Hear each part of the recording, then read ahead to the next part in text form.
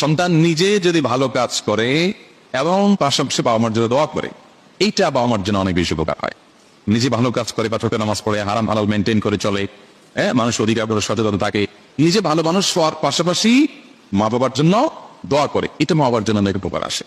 হাদিস থেকে আমরা জানতে পাই যে কোন কোন কবরবাসীকে আল্লাহ তাআলা জান্নাতের যে নেয়ামত তাকে ভোগ করাচ্ছিলেন, এটা তার ক্লাসটা উন্নীত হয়, আপার ক্লাসের নেয়ামত সে পেতে থাকে। তখন আল্লাহর কাছে সে বলে, আল্লাহ আমার তো মৃত্যু হয়ে গেছে, আমি দুনিয়া থেকে চলে আসছি, আমল করে নিজের মর্যাদা বৃদ্ধি করার অপশন তো আমার বন্ধ হয়ে গেছে, তাহলে এখন আমি আমার এই মর্যাদা বৃদ্ধি যে দেখতে পাচ্ছি, এটা কিসের কারণে, কোত্থেকে হলো? আমার তো আমল নতুন করে প্লাস করার সুযোগ নেই, তাহলে মর্যাদা বৃদ্ধিটা কিভাবে হলো? তখন তাকে বলা হবে আল্লাহর তরফ থেকে যে তোমার সন্তান দুনিয়াতে যে রেখে আসছো, নেক সন্তান, নামাজি কালামি হালাল হারাম মেনটেনকারী ভালো সন্তান, সেই সন্তান তোমার জন্য দোয়া করেছে, এই দোয়ার বিনিময়ে তোমার ক্লাসরুম নিতে পড়া হয়েছে।